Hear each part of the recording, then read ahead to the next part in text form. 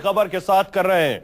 देश की सियासत में करीब 40 साल पहले हुए सबसे बड़े हत्याकांड की सनसनी का सच आज बाहर आने जा रहा है। जनवरी 1975 को बिहार के समस्तीपुर रेलवे स्टेशन पर बम धमाके में तत्कालीन रेल मंत्री ललित नारायण मिश्र की हत्या के केस में आज दिल्ली की कड़कड़डूमा अदालत फैसला दे सकती है। 35 साल इस मामले की सुनवाई चली है और 40 साल बाद ये फैसला आने वाला है। 1975 में ललित नारायण मिश्र की समस्तीपुर में बम धमाके में हत्या कर दी गई थी। देश को हिलाकर रख देने वाले इस भीषण हत्याकांड की सीबीआई जांच में 4 आरोपी बनाए गए थे, जिसमें एक आरोपी की मौत हो चुकी है जबकि 3 आरोपी जीवित हैं, जिनके खिलाफ आज अदालत फैसला सुना सकती है। 1977 में सीबीआई ने चार्जशीट दाखिल की थी और यह मामला ट्रांसफर कर दिल्ली की कड़कड़डूमा कोर्ट में आया था। 35 साल तक इस मामले की सुनवाई चली है और 40 साल बाद फैसला आ सकता है। 4 आरोपी थे इस मामले में, एक की मौत हो चुकी है, 3 पर फैसला आना है। 1975 में उस वक्त रेल मंत्री रहे ललित नारायण मिश्र की हत्या की गई थी। बिहार के समस्तीपुर रेल स्टेशन पर बम धमाके में मारे गए थे ललित नारायण मिश्र, जो कि बड़ी लाइन के उद्घाटन के लिए पहुंचे थे। हत्याकांड के वक्त ललित नारायण मिश्र इंदिरा सरकार में रेल मंत्री थे। आनंद मार्गी संगठन, जो कि एक हिंदू संगठन है, जुड़े लोगों पर हत्या का आरोप है।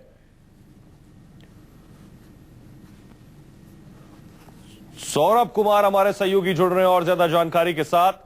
सौरभ, इस मामले में आज फैसला आना है, अगर इस मामले के बारे में आप कुछ बता सकें। 1975 में ललित नारायण मिश्र की हत्या की गई थी, आनंद मार्गी संगठन बताया जा रहा है, क्या बता सकते हैं क्या वजह थी उस वक्त ललित नारायण की हत्या की?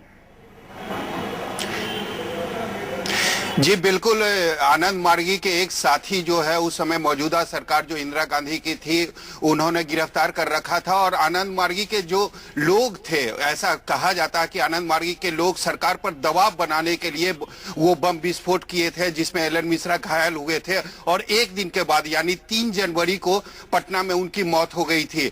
हालांकि ऐसा भी कहा जाता है कि उसमें एक जो लोग थे उनका वो वकील थे और जिसके बाद और एक तरीके से कहा जाए तो ये इस केस को पटना से फिर दिल्ली शिफ्ट किया गया और आज परिवार के लिए काफी खुशी की बात है। परिवार वाले काफी राहत महसूस कर रहे हैं और उन्हें यह लग रहा है कि आज उन्हें एक तरीके से खुशी मिलेगी और जो आरोपी है उनको सजा सुनाई जाएगी। जी तो बड़ी खबर आज की। सौरभ हमारे साथ बने रही है। ललित नारायण मिश्र हत्याकांड पर आज फैसला आने वाला है। दरअसल खबरें इस तरह की थी कि ललित नारायण पर दबाव बनाया जा रहा था किसी को छुड़वाने का।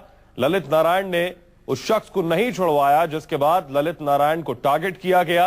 ललित नारायण 1975 में समस्तीपुर पहुंचे थे बड़ी लाइन के रेल उद्घाटन के लिए और इसी दौरान बम धमाका कर उनकी जान ली गई। वो उस धमाके में गंभीर रूप से घायल हुए थे।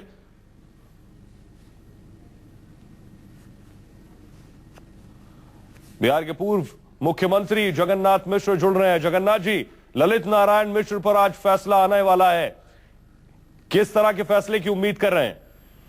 ये तो दुर्भाग्यपूर्ण है, विस्मयकारी है कि ललित नारायण मिश्र जैसे एक राष्ट्रीय स्तर के नेता की हत्या हुई और उस मामले की सुनवाई करने में ही 40 साल का समय लग गया है। ये हमारे जुडिशल सिस्टम के लिए, हमारी प्रशासन व्यवस्था के लिए बहुत बड़ी चुनौती है, दुखद है, दुर्भाग्यपूर्ण है कि ऐसे हाई प्रोफाइल मामले की सुनवाई करने से लोअर कोर्ट में समय लगा है और सीबीआई की तरफ से भी हुई और जुडिशल से हुई। इसके हम तो बहुत दुखी हैं और सब अफसोस ये है कि हमारे देश की प्रणाली क्या है, ये न्याय प्रणाली क्या है, ये न्याय की अपेक्षा क्या कर सकते हैं जब इतने बड़े आदमी की हत्या के मामले को इतनी देर लटका रख सकता है। साधारण लोग की स्थिति होती होगी। इसे भी एक तो कमतया हम कुछ मामले के ऊपर सतर्क किया गया है, उस पर ही बहुत भरोसा नहीं है। फिर भी कुछ होना चाहिए था, काफी विलम्ब लग गया है क्योंकि उस दुर्घटना में मैं खुद घायल हुआ था। मेरे पैर में भी अभी भी 13 बम के कण के अभी भी मौजूद हैं, इसलिए मैं तो उनके साथ था, वहाँ मैं हुआ, हो सकता मैं भी चला गया होता, लेकिन ईश्वर के पास ही मैं बच गया। लेकिन ललित बाबू की चिकित्सा की व्यवस्था में कमजोरी हुई, उनके सुरक्षा में कमजोरी हुई। जगन्नाथ जी, यानी जिस वक्त ये धमाका हुआ उस वक्त आप वहां मौजूद थे? नहीं मौजूद थे, मैं खुद घायल हुआ था। अगर जगन्नाथ जी हमारे दर्शकों को बता पाएं क्या हुआ था, घायल हुआ था, और हमारे बाएं पैर में आज भी 13 बम के लगे हुए हैं, और कितने दिनों तक एम्स में हमारा इलाज होता रहा, और ये सख्ती हुई हुआ। लेकिन दुर्भाग्यपूर्ण ये रहा कि ललित बाबू की चिकित्सा ठीक से नहीं हो पाई, स्वयं उपचार नहीं हुआ, और दूसरी बात सुरक्षा व्यवस्था भी शासन ने ठीक नहीं की थी। केंद्रीय मंत्री की जो विवादास्पद व्यक्तित्व हो चुका था, उनके साथ जो होना चाहिए था वो उस समय सरकार ने किया। ये हम लोग बहुत अफसोस है। सबसे ज्यादा अफसोस ये है कि जुडिशल सिस्टम ने क्या किया 40 सालों में, ये ज्यादा दुखदायी भी है और विस्मयकारी भी है। जगन्नाथ जी, अगर आप बता सकें उस वक्त आप वहां मौजूद थे कि हुआ क्या था और क्या वजह थी? नहीं, मीटिंग समाप्त हो रही थी, उनका भाषण खत्म हो रहा था, हम लोग सभी लोग टेरेस पर थे, उसी से बम धमाका हुआ, और धमाका हुआ तो और हमारे पैर में लगा, और हमारे यहाँ से हमला, हमारे पैर से लगता है कि एक बाल्टी पानी खून निकल गया था। ललित बाबू को उस तरह से चूंकि इंटेस्टाइन में बम का चला गया था, इसलिए वो ऊपर से दिखता था उनको तक जोर से, हमारे तरफ ज्यादा दिखता था वो, और तुरंत ही वहाँ ले गया। लेकिन जिससे दरभंगा नजदीक था, दरभंगा मेडिकल कॉलेज था, दरभंगा जो प्रशासन व्यवस्था हुए दरभंगा ले जाना चाहिए था, समस्तीपुर से दानापुर लाने क्या स्थित हो सकता है? तो बगल में मेडिकल कॉलेज था, मेडिकल हॉस्पिटल था, अच्छे सर्जन थे, नवाब साहब वहाँ एक नामी सर्जन थे, वहाँ उनको न ले जाके पटना लाने का फैसला किसने किया? मैं तो खुद बेहोश था, कैसे हुआ पटना, और पटना वहां था, ट्रेन में धीमी गति चल रही थी, ये तो दानापुर आने में भी काफी समय लग गया, और यहाँ आने पर भी जो पटना मेडिकल कॉलेज में लेकर आके दानापुर रेलवे हॉस्पिटल ले जाया गया। रेलवे हॉस्पिटल में मेडिकली बहुत हाई बड़े डॉक्टर नहीं होते हैं, और वहाँ ले जाया गया। लगता है ये सारी बातें को साफ होनी चाहिए थी, न सुरक्षा व्यवस्था में, न चिकित्सा में, और फिर समस्तीपुर दरभंगा नहीं ले जाके पटना दानापुर लाने का मतलब था, और दानापुर लाने का ही मतलब पटना पीएमसीएच में इलाज करा के दानापुर रेलवे हॉस्पिटल ले जाने का मतलब था। ये सारी बातें हैं जो सुलझ नहीं पाई अभी तक, लेकिन जो भी हो ये मामले की आप बता सकते हैं कि सही है कि एक हिंदूवादी संगठन आनंद मार्गी जिस पर ये आरोप लगे, जिसके ये अनुयायी थे, जो आरोपी हैं, क्या वजह रही ललित नारायण जी को टारगेट करने की? ये हम नहीं समझते हैं, क्योंकि उसमें हिंसा का माहौल था। सुप्रीम कोर्ट के चीफ जस्टिस सेन साहब पर आक्रमण हुआ था, युवा एक माहौल था, जयप्रकाश नारायण जी का आंदोलन का माहौल था, आनंद मार्गी का माहौल था। ये वातावरण तो हिंसा का हो ही चुका था, ये ठीक है।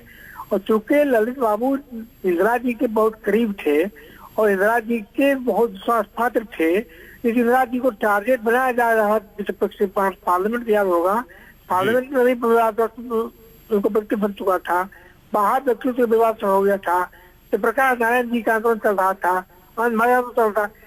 माहौल तो बहुत बिगड़ रहा ही था उस समय, जिसके अंतर्गत इंदिरा गांधी को इमरजेंसी लगाना पड़ा था। लेकिन माहौल समय का बहुत बिगड़ा हुआ था, ये सत्य है। अब कौन किया कैसे क्या ऐसी जांच होनी चाहिए ना, लेकिन सीबीआई ने इस तरह की भी बातें हैं कि ललित नारायण जी पर दबाव था किसी को छुड़वाने का, और उन्होंने छुड़वाने से मना कर दिया, उसके बाद ये सब हुआ। क्या हुआ? कुछ लोगों को छुड़वाने का भी दबाव था उनसे, कुछ लोगों ने कहा किसी को छुड़वा दें ललित नारायण से। हो से नहीं, ललित बाबू बहुत करीब थे इंदिरा जी के, ये एक्सपेक्ट कर सकते हैं। ये बात कि 74 में जो रेल का आंदोलन हुआ था, उसमें रेल का जो हड़ताल था उसको बहुत सख्ती से निपटने का था। इसे रेलवे के जो लोग थे उनसे नाराज जरूर थे, इसे हम कहा नहीं, उसमें 74-75 का माहौल इतना बिगड़ा हुआ था, हिंसा का माहौल बना हुआ था, उसमें विवादास्पद व्यक्तियों का था ही, और इंदिरा जी बहुत समीप थे ही। इंदिरा जी को कमजोर करने की नियत से भी हो सकता है कि इनको ठाते बनाया गया हो, कि इनको हटाने से इंदिरा जी कमजोर हो सकती है। इसे हम समझते हैं कि तो व्यापक खनन जरूर रहा होगा, क्या था इसीलिए पता लगाना चाहिए था सीबीआई को। इसको सीबीआई पता नहीं लगा के उन लोगों ने आनंद मार्गी को पकड़ा है, अब क्या सच्चाई है, लेकिन हम अभी तक खुद संतुष्ट नहीं हो पाए हैं। जो सीबीआई ने मामला बनाया है वो सही रूप में मामला। जगन्नाथ जी, आज फैसला आना है। आखिरी सवाल संक्षेप में जवाब चाहेंगे। 40 साल का लंबा वक्त लग गया, एक केंद्रीय मंत्री की हत्या हुई, किस तरह के फैसले की आप उम्मीद लगाएं? हम जो फैक्ट कोर्ट में क्या मामला, मैं भी गवाही देने गया था। कोर्ट में मामला क्या क्या आया हम तो नहीं जानते हैं, क्या फैसला आएगा। लेकिन ये बात सही है कि जो रियल कल्प्रिट है वो पकड़ाए नहीं पकड़ाए, उसका भी हमारा सवाल है। शुक्रिया जगन्नाथ जी। सौरभ कुमार हमारे सहयोगी लगातार बने हुए। सौरभ, बड़ा सवाल और बुनियादी सवाल जो जगन्नाथ जी खुद कह रहे हैं कि आखिर इस मामले में 40 साल का लंबा वक्त क्यों और कैसे लग गया? जी, मामला काफी हाई प्रोफाइल था और जिस तरीके से हमने आपको बताया, इसमें अभी तक 22 जज सुनवाई कर चुके हैं और 201 गवाही जो है वो जज के सामने से गुजर चुकी है।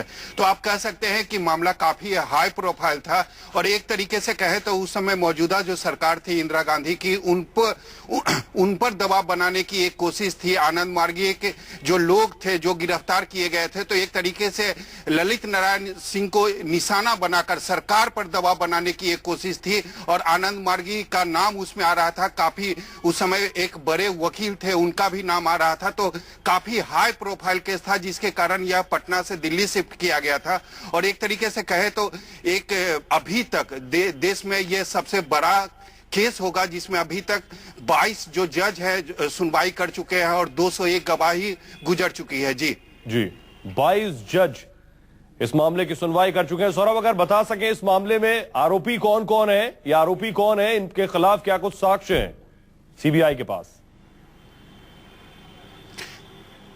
जी, 4 आरोपी हैं जिसमें एक की मौत हो गई है और जो 2 आरोपी हैं वो आनंद,